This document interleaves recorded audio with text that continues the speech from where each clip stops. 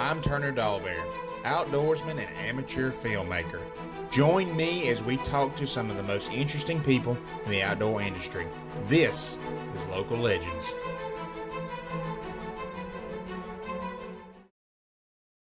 I mean, I've seen beautiful sights where I've seen, ducks in those sloughs. But being a deer hunter, being in those sloughs, getting in those, I mean, I'd be in a stand usually 30 minutes before daylight. I'd be about 25 to 30 feet up. You're watching woods come alive in the mornings. Watching out for copperheads and cottonmouths. I hunted a lot of creek bottoms in my time. Bow season in October, there's still a lot of cottonmouths crawling around these creek bottoms, and I used to wade right through them. My name is Dwayne Brown.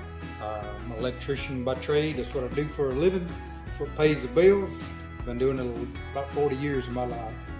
Yeah, well, my dad was an outdoors person. He's a Boy Scout leader. His dad was not, but other men in his life took my dad fishing, took him hunting, went camping, but his dad didn't do that necessarily. But my dad, I can remember, as far back as I can remember, we were always camping, we were always fishing or hunting.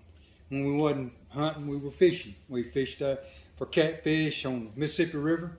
We go to Deer Park area, go out and set lines across in the river and hand fish, rod and reel all night long. I remember going out on the Mississippi in a 12-foot boat with a 9.5 Evinrude motor, and them barges were coming down. It's like they'd wash you up on the shore, We would be white perch fishing in Lake Mary, bass fishing, Persequin, cat fishing, floating the Boca Chitto River, and hunting, deer hunting, squirrel hunting, rabbit hunting, bird hunting. My mother's father, my granddaddy Bibby, Vernon Bibby, raised bird dogs and trained bird dogs. So I can remember as a youngster him taking us out and watching him train bird dogs, and he raised his own quail, and we would go out and set those quail, and then he'd put dogs out there and train them. It was pretty cool, interesting. So I had men in my life that spent time with me in the woods, camping, fishing, hunting. It's been a part of my life for all my life. My favorite is really, whitetail deer and bow hunting. Unfortunately, I've abused my body too much over the years, and I can't pull my bow back anymore. But they make crossbows now, so I can hunt with a crossbow. But bow hunting, probably for the most part, has always been my favorite. It's a pretty good challenge. I can tell anybody, and I tell them all the same way. Hunting a whitetail deer in South Mississippi with a bow, that's a challenge. Yeah, when I was young, I killed a lot of deer with my shotgun and my rifle. I remember when I was 18 years old, my dad gave me a 30-06 and Remington 742 Woodmaster. Killed a lot of deer with it. Killed a lot of deer with my 12-gauge shotgun. So it came a time when I started bow hunting, and I started with a recurve. That was my dad's. I still have it. And then I bought a compound bow, started hunting with it, and my love for bow hunting took over. And I got to the point that, what I wanted to do at some point was I wanted to make me a longbow. I wanted to get me whatever it took to build my own longbow, if you will. And I was going to hunt with a longbow and a muzzleloader. that was going to be it. I'm 60 now. Maybe that's going to still come one day. It hadn't come yet, but hoping it will one day. To me, hunting is more than just pursuing an animal.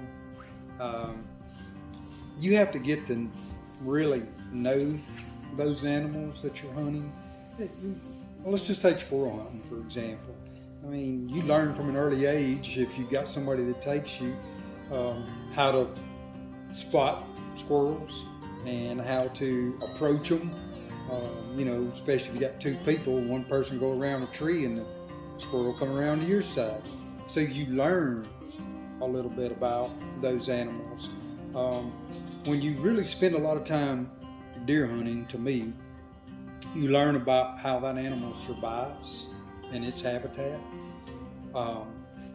You begin to respect those animals, especially white-tailed deer are so difficult to hunt, especially bow hunt in South Mississippi. To be able to get a deer, especially a nice buck, which I've really never taken a nice buck with my bow, but to get a deer within bow range takes some effort. So to me, it's a challenge, and that's one thing that I like about hunting.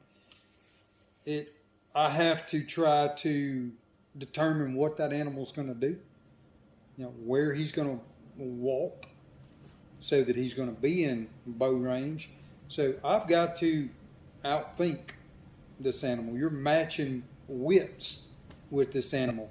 And the nose on a whitetail, I mean, we'll probably talk about that in a minute. Yeah. But when you start talking about scent, you're going to get busted. They're just, you can do what you want. You're going to get busted. In my younger days, believe it or not, we used vanilla extract. So just regular cooking vanilla extract that you buy in a little bottle there, McCormick. Mm-hmm. We would take that, dab just a little bit on us, put a couple of drops on our boots, and when we, and we'd walk in wherever we were hunting. But to me, for bow hunting especially, I would climb, and we used climbers, some of the very first ones that came out, some that didn't even have the hand part, it was just a foot part that you had to bear hug the tree and climb up with. But I would climb at least 25 feet, usually right around 30 feet. When you get up to that height, you pretty much don't have to worry so much about scent, unless you're in a hilly area where you got pretty good draws and hollows. You still have to worry about it. But if you're in most areas where we're hunting, if you can get to about 25 or 30 feet, your scent stays up, and you don't have as much trouble. Because I can tell you right now, most time we try to set up according to the wind. Like if I've got an easterly wind, westerly wind, whatever, we want to get downwind from where we think that deer is going to be coming through. Well, the wind changes so much around here that no matter where you set up, sooner or later it's going to be blowing in that direction. So height, to me, has always been the big advantage of scent control. Well, let me throw one more thing in there. Now, anytime I would kill a deer, I would always try to, as quickly and efficiently as possible, extract the bladder full.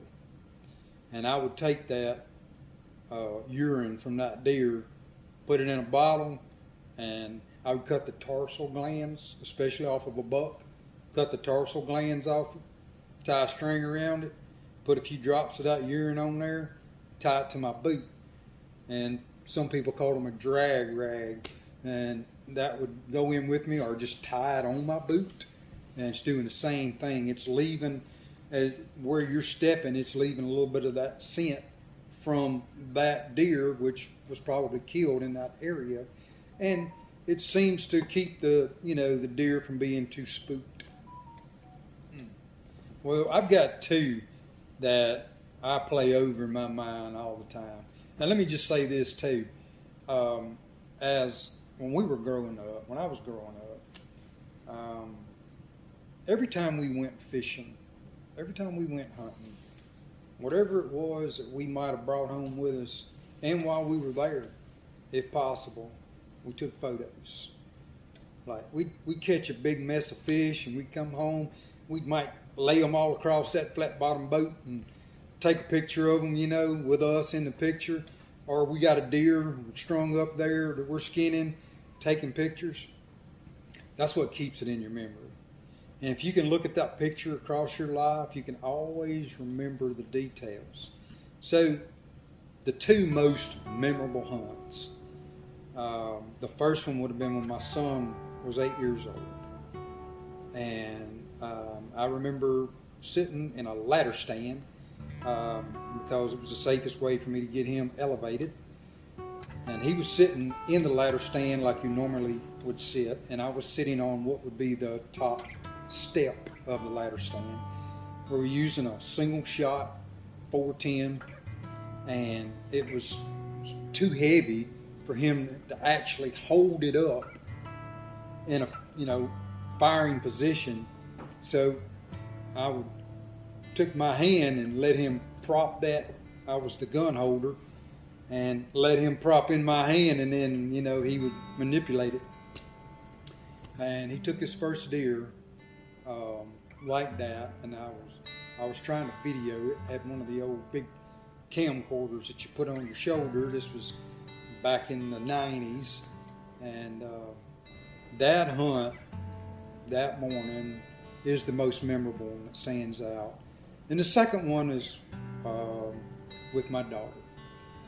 Caitlin was, I had taken Caitlin even when she was young, and I started taking Austin when he was big enough to walk.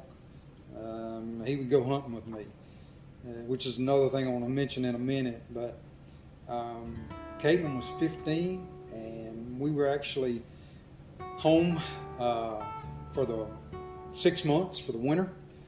And that's another story, but we were missionaries in another country for a time. And Caitlin was with me, and we were staying at a mission home at First Baptist Church in Columbia, Mississippi. And one of the church members had a place that, he said we could go and hunt. And so we did, and he said, now, we've got a limit on bucks. It's got to be a 10-point or better, or you can kill all the does you see, So we were sitting in a box stand watching a big field one evening. It was late, and some deer came out, and Caitlin said, I don't want to shoot a doe, Daddy. I want to shoot a buck. And I said, okay, baby. And there was bucks in the field, but none of them were 10 points. And went on there. It was got to get not quite enough light to shoot anymore, and she decided she would take a doe.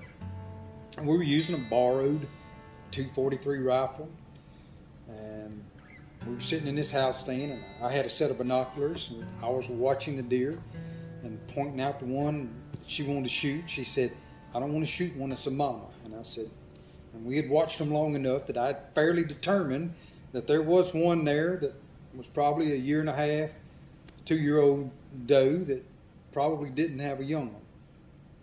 So she settled in on it, and I said, now let's try to watch, because when you shoot, that deer is going to run, and there's going to so many deer out here, we're going to have to keep up with it.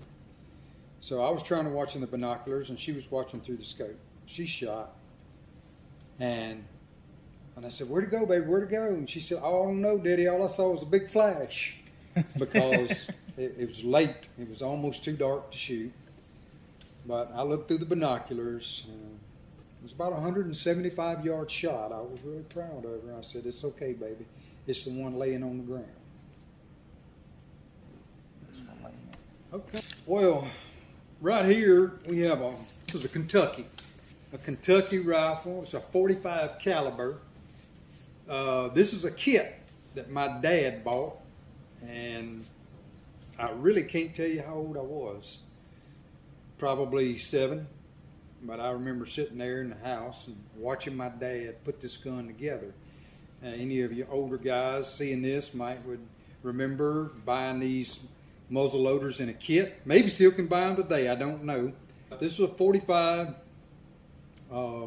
Kentucky long rifle that we shot at a lot of deer with. We didn't hit a whole lot of them, but we shot a lot. And we were shooting round balls out of this, which we finally discovered. Really, you could shoot what they called a maxi ball that was longer and was for a rifle barrel, so that when it came out, it was going to be more accurate. The round balls, you never knew exactly where it was going to hit. A lot of memories with this gun right here. I remember the first time I shot it. I was just a little bitty fella and standing on a little terrace road there behind the house, and Daddy said, "Okay, just squeeze the trigger," and it didn't kick too bad. Now this one right here is it's a 50 caliber Navy Arms, and it belonged to my grandfather, Vernon Bibby, my mom's dad. I was the oldest of his grandchildren. I was the oldest grandson, and when he got long in years, he decided he didn't hunt much anymore, and he said, "You the oldest one, you get your choice of any of my guns you got. I got." And I said, "Well, I'd like to have that muzzleloader." And I remember him telling me, he said, "Well, you go on and take it now, because you can be hunting with it." He said, "Because I'm not going to hunt with it anymore." And I've taken quite a few deer with this gun.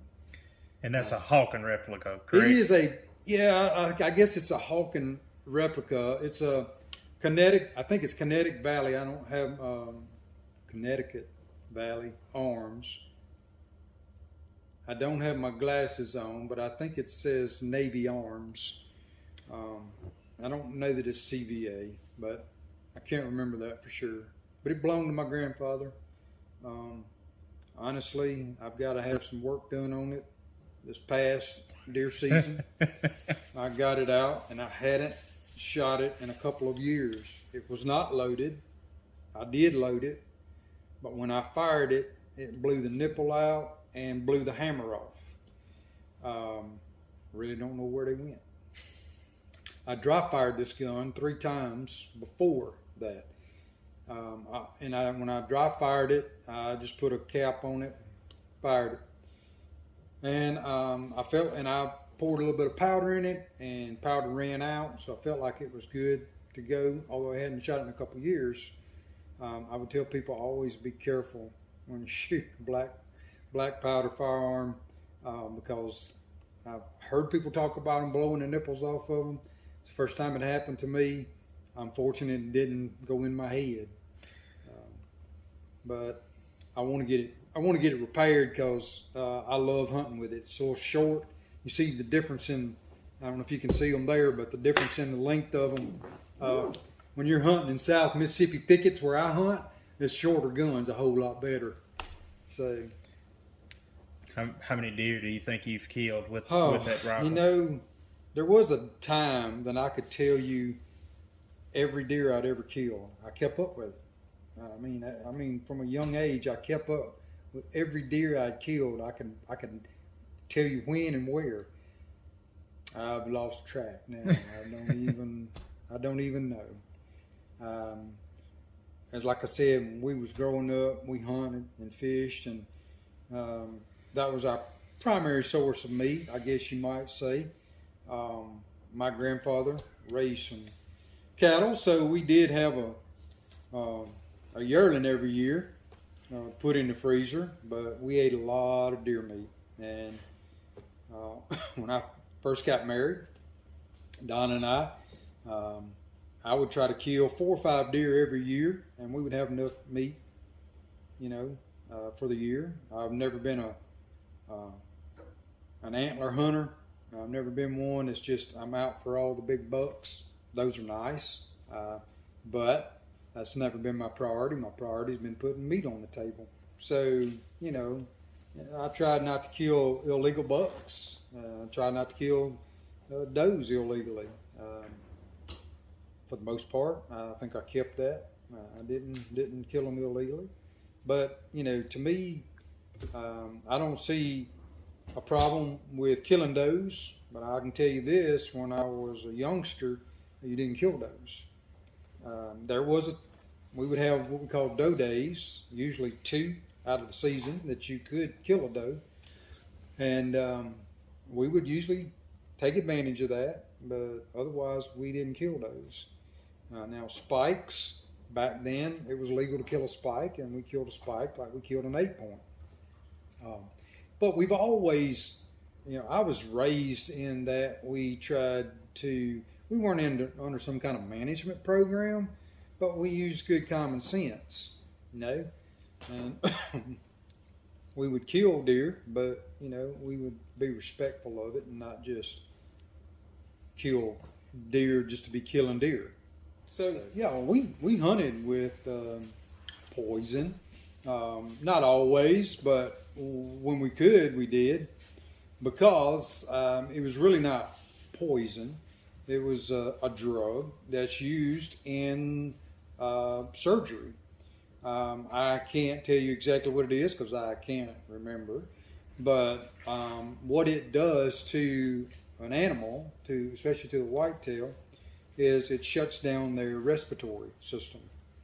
So there was a little pod, a little plastic pod that slipped over the arrow. You just slipped right over the end of your arrow, and then you screwed in your broadhead on top, and it would sit right behind the broadhead on the arrow itself. And it had some little pockets in it, if you will. And you put a balloon. You take a balloon, cut the neck off of the balloon, and put the neck of the balloon on there with some O-rings. And I mean, these things were manufactured. It wasn't something we just made on the spot. They were a manufactured thing you could purchase.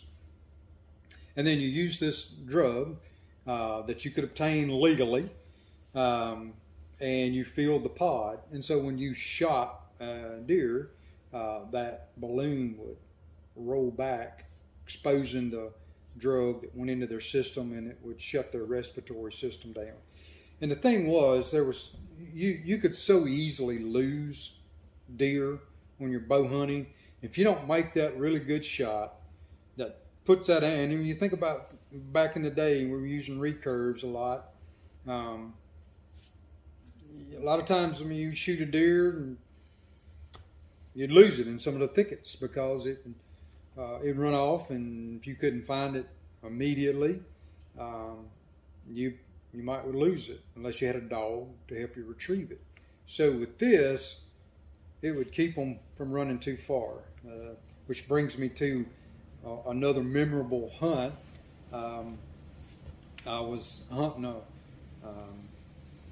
an acorn bottom, creek bottom, acorn trees, and I was in my homemade amaker stand, climbing stand, and a spike came in underneath me, and he probably had about 8-inch spikes. He was just a long cow horn spike, we would call it. And he came right under me, and I pulled back and I put my 10-yard pin on him, and I shot, and I missed him big. I missed him bad. Hit a tree. And when that arrow hit that tree, it startled him, and he just kind of started, he didn't bolt, he just was walking off, just stamping, trying to find out what was that sound. And I was able to get another arrow out, and this time when I looked at my pins, I noticed they were bent. And so this time I didn't use my pins, I just sighted on him, and he was walking, and I had just one little hole to shoot through. And when I shot, I hit him in the hindquarter. But because I was shooting a pod, he ran about 50 yards and piled up. And I got him. And what I discovered later on was, I remembered when I got out of my truck that morning, I had a little Mazda B2000 pickup truck, and I had my bow laying on the seat. There was no pin guard. So my pins were just sticking out like this. They caught in the seat. I knew something snagged, but I didn't pay any attention to it, and I never thought to look at it. And I'm sitting up there, and when I shoot, I discover my pins are off, so they were no good anymore. For that hunt, I had to reset them. Explain about the homemade climbing stands. Oh, sure. Well, you know, Amaker was making a climbing stand. To me, was the best one in the day. This was in the 80s. And a friend of mine, neighbor of mine, we decided we would just make our own because we couldn't afford them. We had bought one, but just couldn't afford them. So we got some EMT, electrical conduit, and we built one on the same make as the way the Amaker was made, very similar. And they worked good for me. I was kind of light, but my buddy was a little bit heavier and didn't work quite as well. So then we bought some square tubing and built some, and those worked great, but they were kind of heavy. Then we found some aluminum square tubing, and I mean that thing was nice. Now there again, my buddy couldn't hunt out of it, but I was lighter and it would hold me. So I've still got, matter of fact, I've got 2 of those stands in the woods today.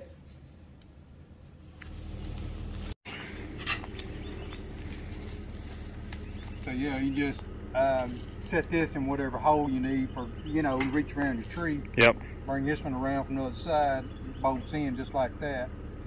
And the Amaker design, this will actually collapse. It'll fold up, and we made it to fold up the same as the Amaker did. You can carry it on your back pretty easily. It's kind of heavy, but and this one, like I said, made on the same design. You can see it's homemade. We had a board that we had bolted in right here, but my dad at some point got one of these mesh seats and took it apart, put the mesh seat on it, put it back together.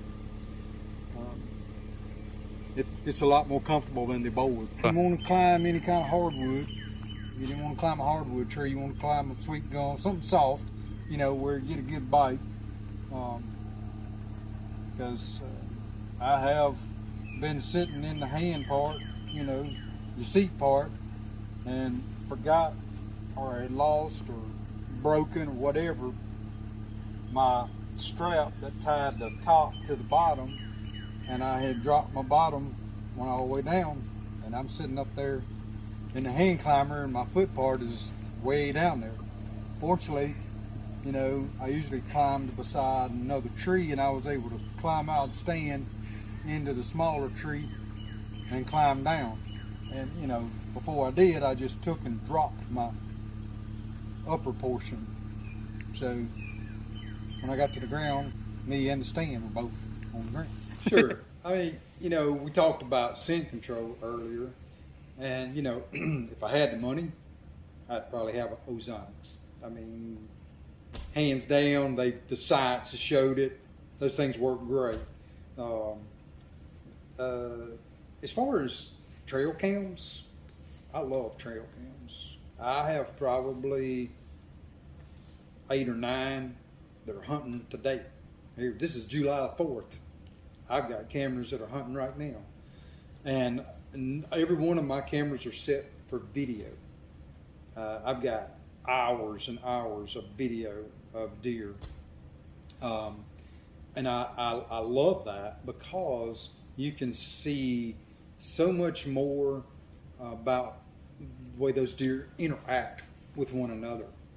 And I've learned a lot about deer watching them, you know, on these videos that I've got of them.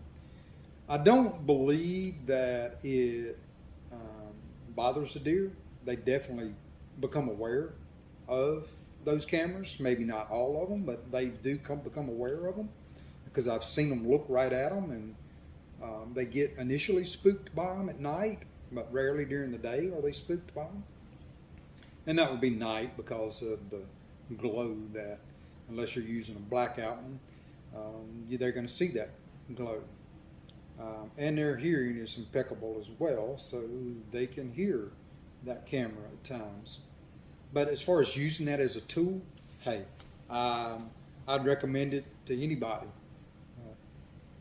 Yeah, some of the other things, I mean, you know, our bows are lighter, faster. You know, we've gone to crossbows. Excuse me. Shooting a deer with a crossbow. I watch some of these people. I think it takes a lot of the sport out of it. You know, you can look at it both ways. It's got pros and cons.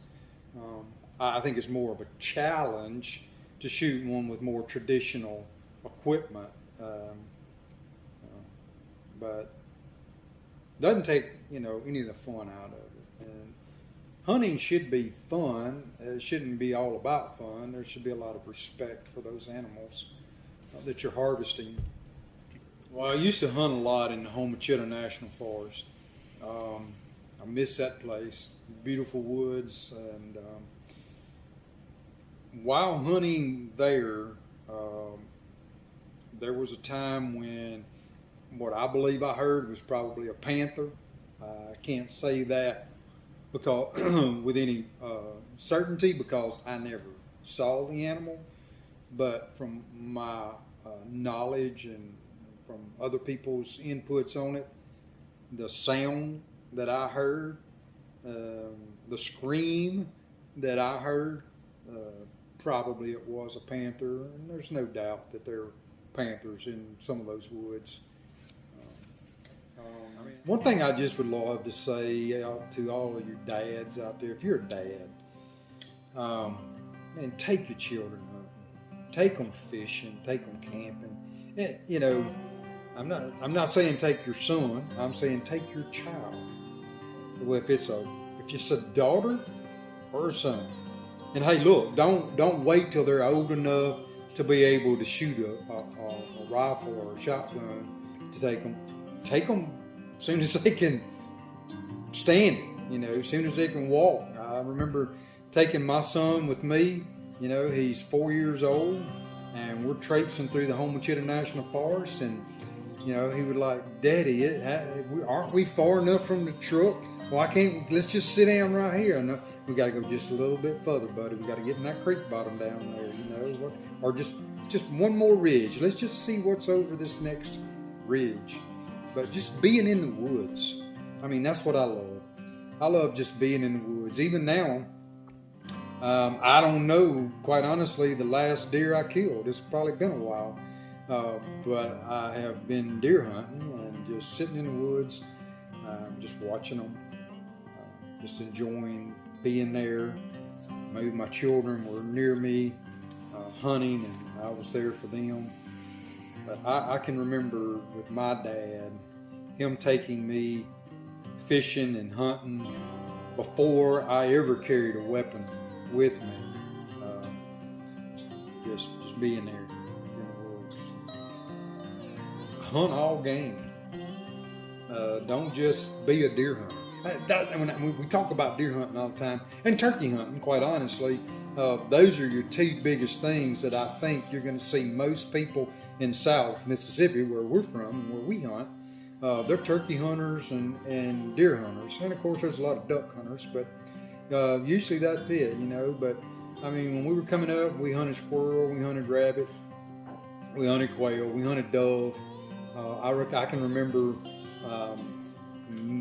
going out behind the house where my parents lived. There was a gravel pit, and I remember going out there and shooting doves by myself. But I knew where those doves were going to be coming into, and I could usually kill quite a few doves in an afternoon. But I would say, you know, be patient. Be diligent, pay attention to your surroundings, learn as much as you can about that game. Be patient, hunt creek bottoms, look for acorn trees. If you're going to bow hunt, You want to hunt that food source. I always try to hunt the food source, which was usually pin oak trees and creek bottoms and travel corridors. And if you can find a really hot, heavy trail that's coming from a bedding area, probably a thicket, cut over, something like that, coming into a creek bottom that's got a lot of acorn trees in it, and you find a good hot trail, I'll set up on that trail and not necessarily on the acorn trees. Because a lot of times those bucks, especially in the evening, they are not going to get to those acorn trees probably with you having enough shooting light. You need to be a little bit closer to that bedding area where they're going to, and be on that travel corridor that they're going to be coming through so that you can get a shot at them.